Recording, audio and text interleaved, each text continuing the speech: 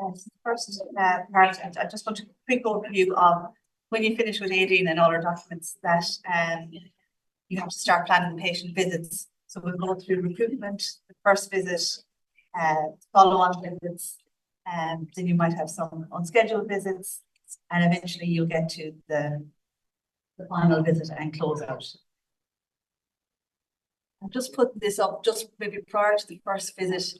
In your protocol that Eileen mentioned, it'll give a schedule of events and you'll follow each of the things that you want to do. So they might want an ECG, they might want an echo, they might want bloods, and it's all listed here. So this can be your plan of every visit the patient comes into. But just prior to bringing the patients in and maybe at budgeting stage, it may be good to have a look at this, because although you might have a patient who's going to have an echo as a standard of care, that means the company won't pay for it. They only pay for stuff that relates to a trial. But if they want that echo within 30 days, it may become, although you, in the scheme of things, the patient is going to have an echo within 30 days in a hospital. Everyone knows in a hospital, if the patient is supposed to come in 30 days, it's somewhere between 4 and 6 weeks they come in. So if you need to have that in a timeline, you might need to put that in as the company need to pay for that. It's not a standard of care, because you can't guarantee during standard of care to come in within their time frames. So before you open the study, just maybe have a quick look at the schedule of events to make sure that you can meet all the timelines within the standard of care, or if not, you need to budget for that and the company need to pay for that.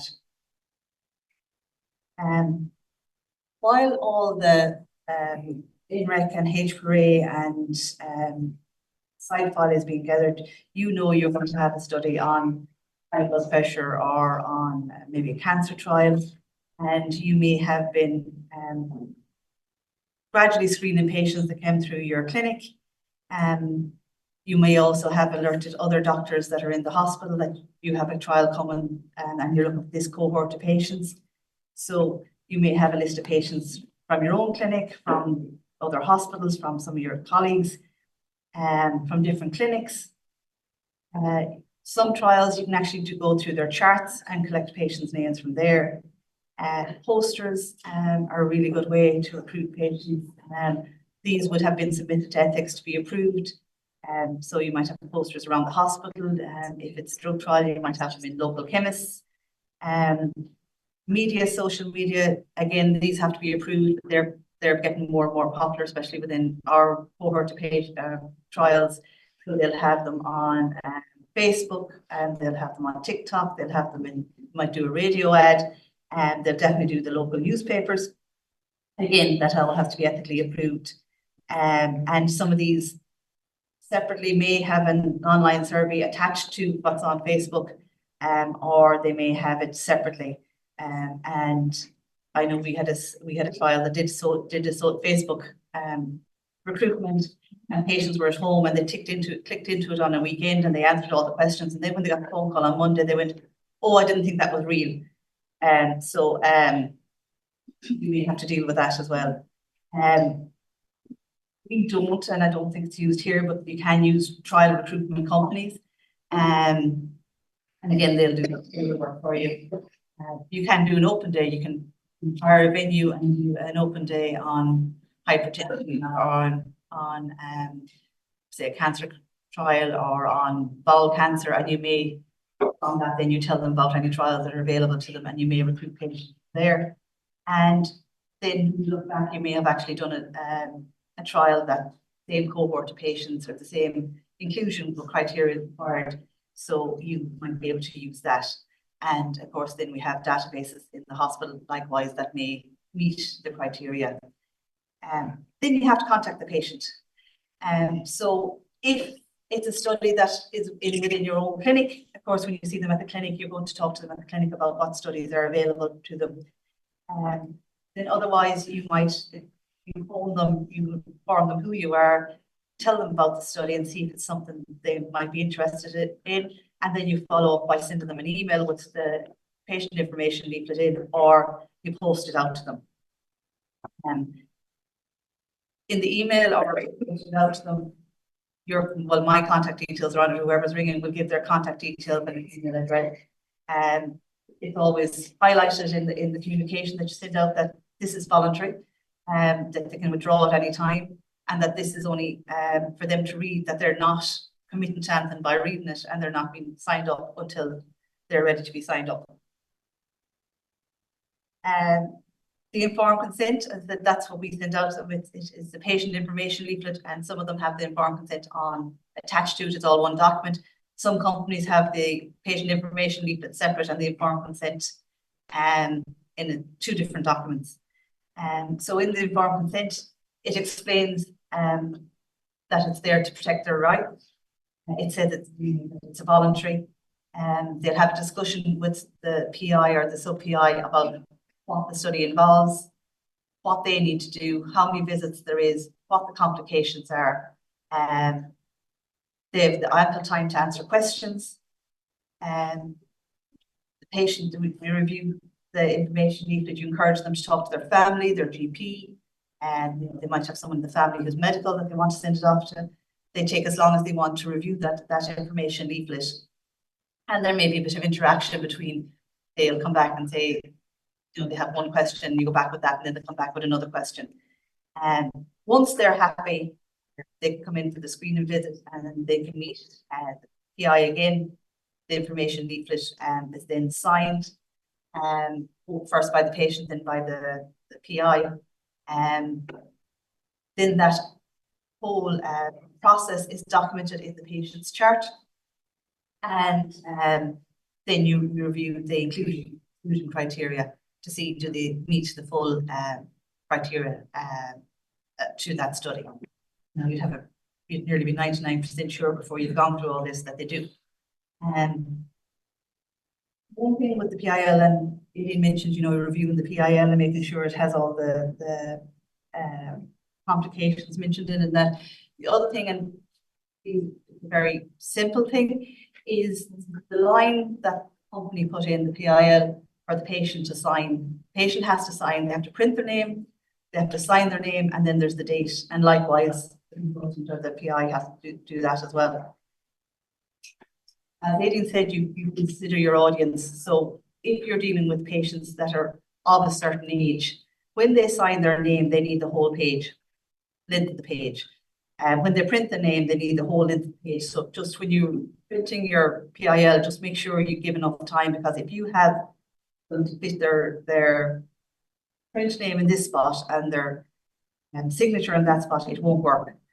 So it makes such a difference for monitoring visits and audits, that if you have a clear signature on both sides, it makes it a lot easier. Patients have lots of questions. I find generally that most patients in Ireland are definitely in Galway, are really keen to be involved in research. They want to help other people. So their concerns are, and I suppose in our cohort of patients, our patients come from Donegal, Sligo, Letterkenny, and a lot of our patients are going to the cath lab here for stents and pacemakers. It's a long way from Donegal to come down, so they want to come down for the follow-up visits. Is there an option for them to go into Letterkenny Hospital or Sligo Hospital and have the follow-up visit done there? Can they go to their GP and have the ECG done? Can they have their blood tests done? If not, is there facilities? Will the company pay for their travel down? Will it pay for a taxi? Will it pay for? They might want to know will it affect their care with their doctor? Will their doctor be upset that they're in the study? They want to know if there's any benefit to the trial, for them being in the trial. And although some trials might involve standard of care, stent or standard of care, a drug or something like that, the fact that they're in a study, they have an extra layer of care on top of their standard of care. They have someone they can contact if they have a pain or if they have side effect. So they can contact the consultant on speed dial. So there is an extra layer of care if there isn't overtly from the study, and it's a standard of the data. There is a benefit to them. they're also worried what happens if the trial stops. We have a unique situation in medtech devices because we're generally implanting something into a patient. So if the trial stops at 2 years, they still have the implant in, so what's happening? With our studies with stents, it's standard of care because that's standard of care. We do have some novel projects where we have sensors in pulmonary arteries and we have sensors in IVCs.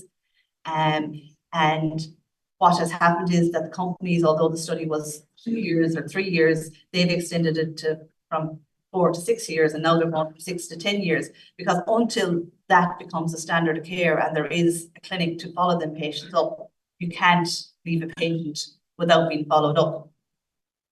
I know it's unique to medical devices, but it is a concern for our patients. And they want to know, does the doctor benefit anything? Is he getting paid to be involved in this trial? Is he benefited in any other way from recruiting patients? And they want to know, what's your qualification? What's the qualification of the team in the trial? And they really want to know that you are working on their behalf. And that's what most of the questions are leading to, that you have their best interests in heart. Now, once they sign the consent form, that's afterwards, after you sign the consent form, that's when you can do the screening, you can do their blood pressure, you can do any echoes, you can do blood tests.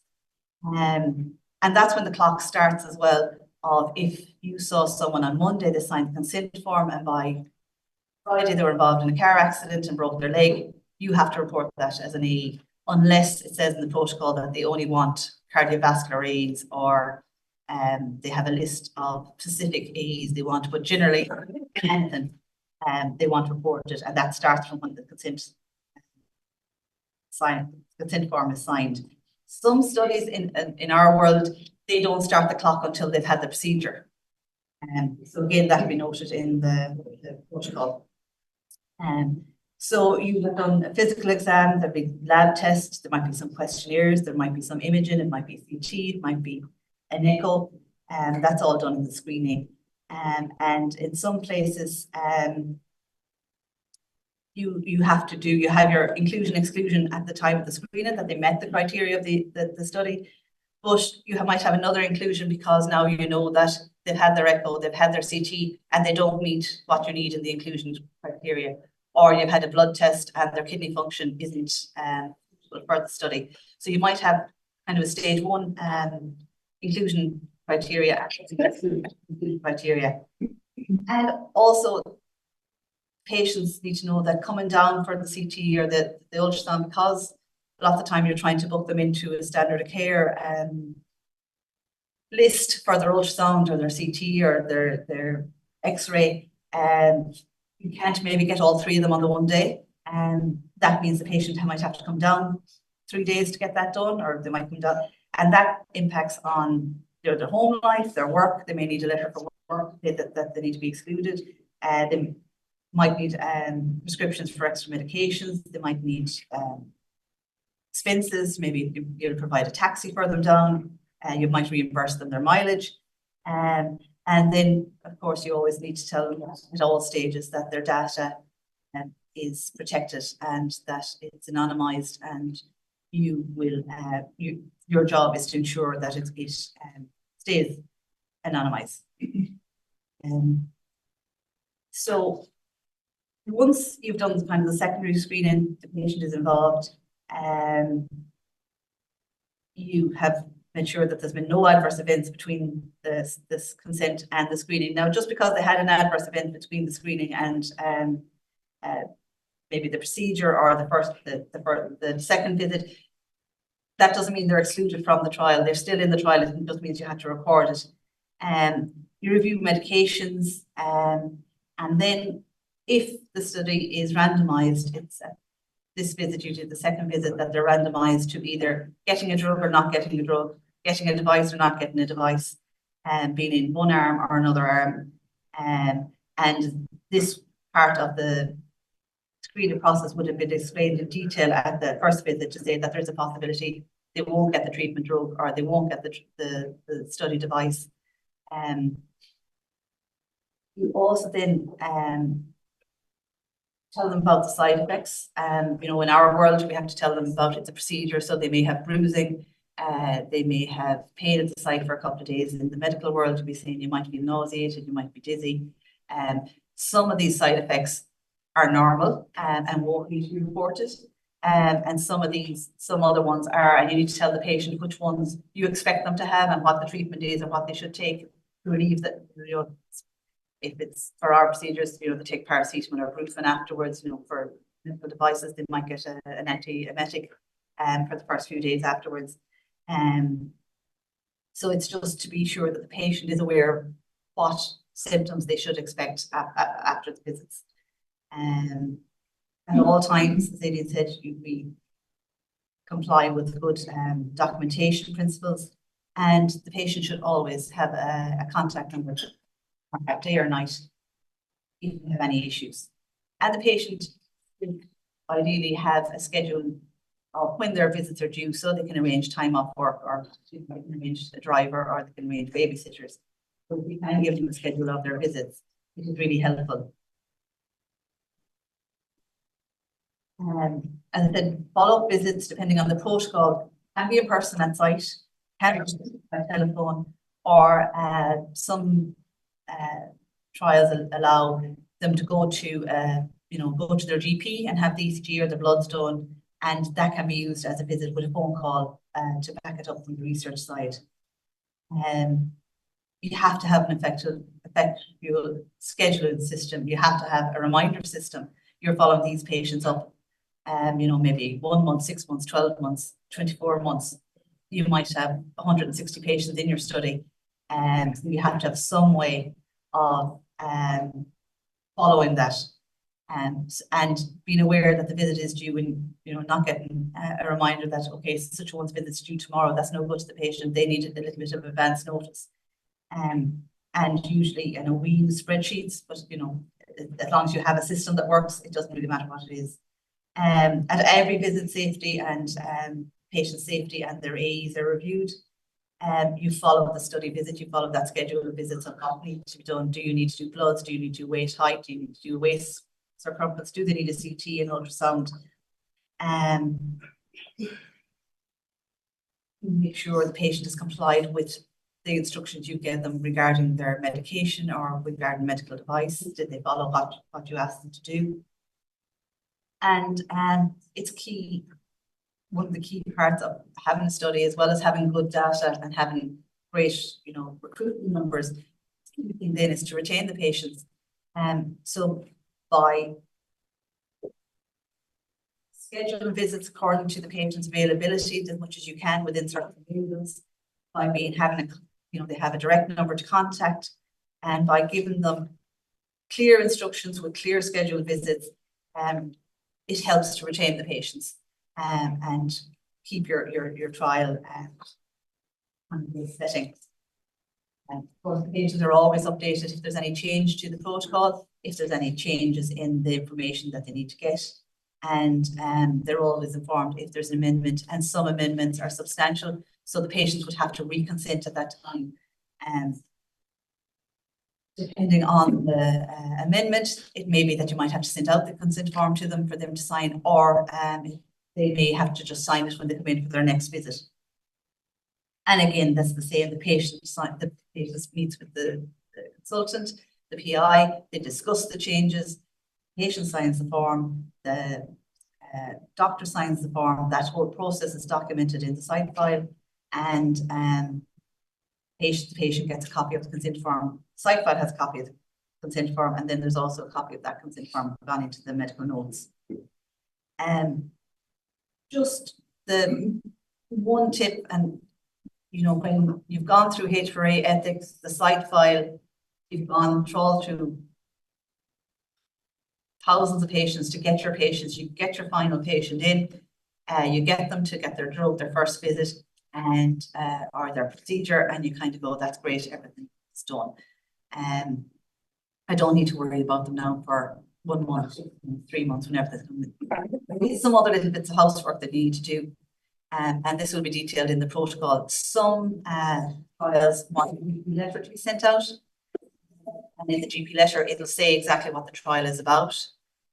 In other trials, they'll take the standard of care letter, but you might have to send the information leaflet, the patient information leaflet out to the GP, because the patient is going to this GP and might know what drug they're on, or might know that they just have perceived that you have something implanted in them.